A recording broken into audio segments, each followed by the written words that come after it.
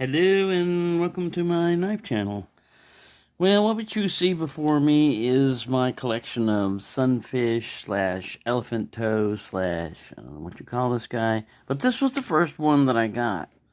And I thought this was the size that all sunfish would be and that all elephant toes would be. I didn't know that this was an undersized one. And it kind of threw me off. It's got a real strong, fairly strong pull on the main blade. I remember the secondary blade was like thumb killing strong. Let me turn this Lucy light up a little bit. Bing! And I mainly got it because of this pattern here, the stoneworks and everything. It was really fancy and everything. But what turned me off was his handle to blade ratio. You know what I mean? This thing looks stubby. And I thought, I'm not going to enjoy him as much as I thought. Well, I pretty much thought that way until Jersey Knife Guy and the knife detector started showing off their sunfishes and everything. And I went, huh. Because I think that's when I saw this guy, the blue mule. Well, if you're anything like myself, and I know Jersey Knife Guy does this, sit down there on eBay and you look and you give it a description of like sunfish or whatever, and you'll tell it, I want to see if you got any of these, or Rough Rider knife or whatever. And this guy popped up, and the model number I'll have to put on there because it's not on the knife, but I believe it's 106. I'm going to try to find the box because it's just one of those early plain Jane boxes. I want to get it, see if I can find it. It's playing hide and seek right now.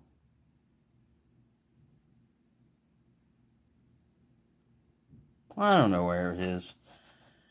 Stuff disappears around here, and I'm not going to go crazier than I already am looking for it. Anyway, the only thing I want to show you about the box, besides it being an older kind of tan color box, is it was a small one and the thing was bulging at the side. So, whoops, we're in a dinosaur. What we have here is a very cool knife, I think. It looks like it's only been stored. You see these kind of like swirl scratches up there? I don't know if you can see that. Catch it in the light just right, you can see it. Anyway, that's the only thing I can find like that on it. It doesn't really have a real half stop. It's got what Tobias calls a lazy half stop, where it just naturally wants to stop. But it's got tested sharp on here, Rough Rider. And what I like is it's a long pull without a match strike on it. That looks so cool. I mean, the match strike is, yeah, kind of like makes it old, but I mean, if you see them all the time, they used to do it like that. And it's got the script on here, Rough Rider. Let's see if we can zoom in a little.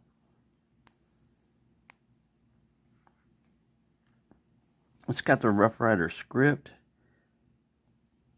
and it's got it on the Tang stamp too. I think that's cool also, the way they do that.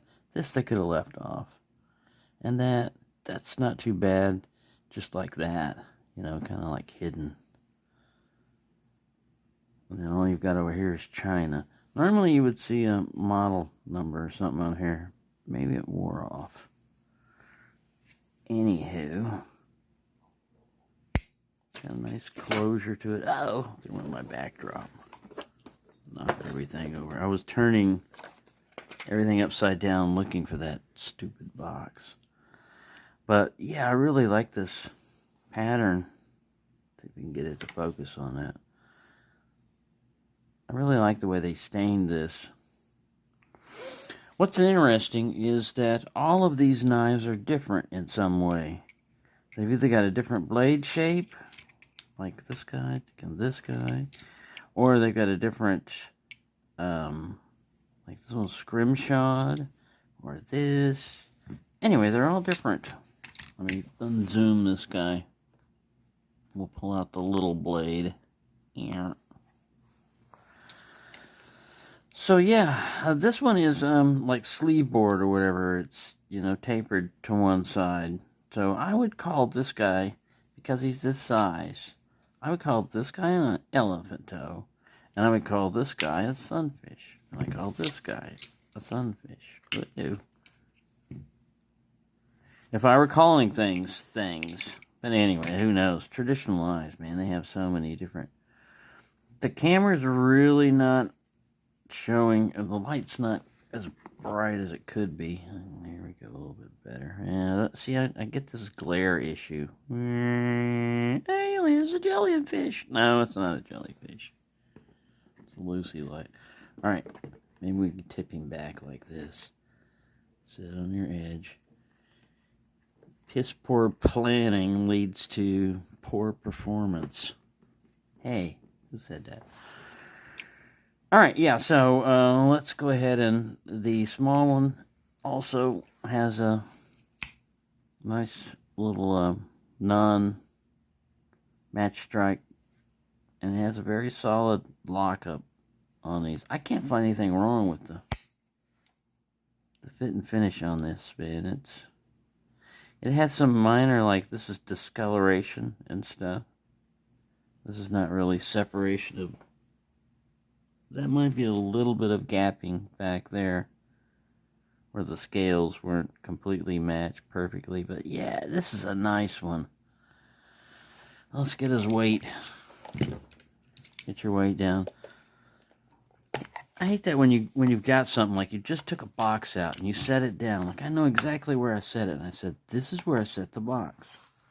And then something happens and the box disappears, or you go to look where it was at and it's gone. All right, how many grams?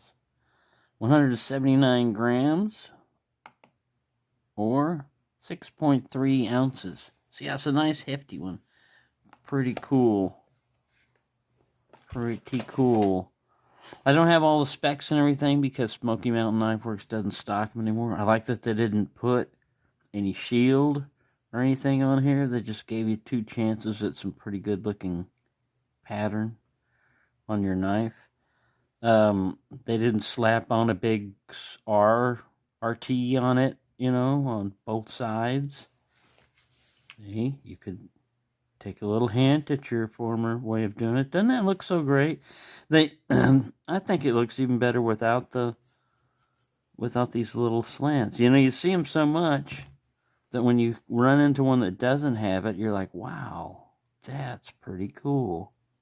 See, no billboarding.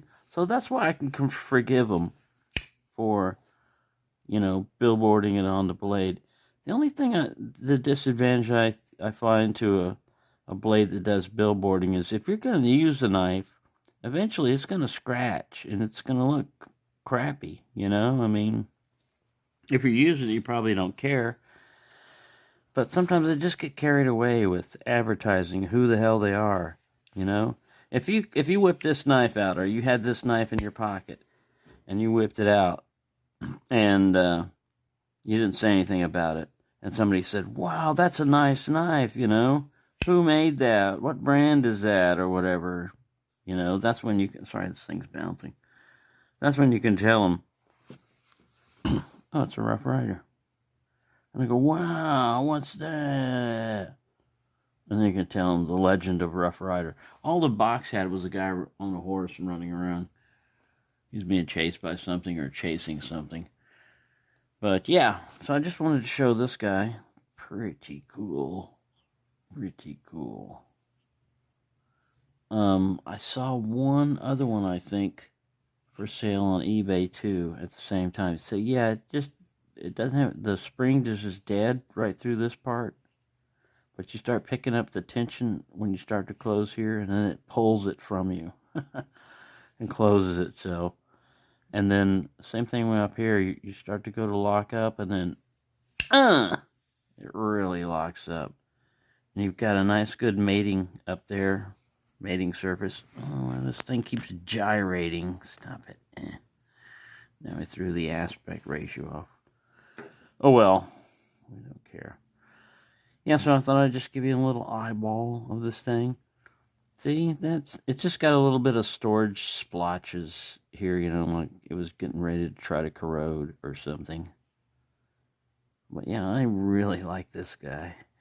And I was gonna wait, you know, I said, you know what, just do the, you got it in, but just do the knife tomorrow, you know. And it's like, oh, but man, I gotta show everybody, this thing is so cool. Yeah, so there you go. Yeah, like I said, it's got a fairly strong resistance to open, and then when you close it, and it's not doing any of that blade wrap, or it's not dinging the blade. It looks like it's never been sharpened before, the edge. It's got a factory edge on it. So I wish they'd bring this pattern back out, man, this style. Skip the match strike pull, you know, for a run or two, then you can get back to it. It's going to save you machining time, too. I'm sure that's an extra step, or maybe they just press something in, but I'm sure this is easier to do than that. They didn't swedge it on the end here, but, I mean, that's all right. It looks all right. It's just kind of a simple blade, but, man, this really, it feels like a knife from the early 1900s or something, you know, the way it looks and the way it feels. It just sets it off a little bit. So yeah, I didn't pay a huge amount of money for this thing either. I don't remember how much it was. I'll probably put it up towards the end. I've got a listing on that, so I know how much I paid for it and everything. But yeah, it's just a really nice, fits in your hand real well. And just a really cool, oh, and it's, you know, like kind of like orange smooth bone, so it's like pumpkin color. It's like it would actually qualify as a Halloween knife. Ow! I'd say it's got like a 6 on that pull. But yeah. Powering off. Well, yeah, you do that. You go ahead and power off all you want. It's my Android over there. She's robot. Cleaning lady, robot. I don't know. No, it's actually just a speaker. Yeah, so, yeah, this guy's kind of wider. You see how this one's more fat, sunfishy, or elephant toey. I don't know what he's officially listed as. So, thank you for watching. Yeah, I've got one more Rough Rider coming in, an older style, kind of like this, but not a sunfish. It's not a sunfish. Give you that hint. It's not a sunfish. And I haven't ordered any more knives, but I still have money in my account, so I'm trying to resist the urge, because I bought enough knives for this month, and I should chill out just a little bit, I think. Not that I got plenty of food. It's not like I'm starving. My bills are paid. I already voted. So, there you go. Sorry, rambling, being silly. Thank you for watching, and have a nice day.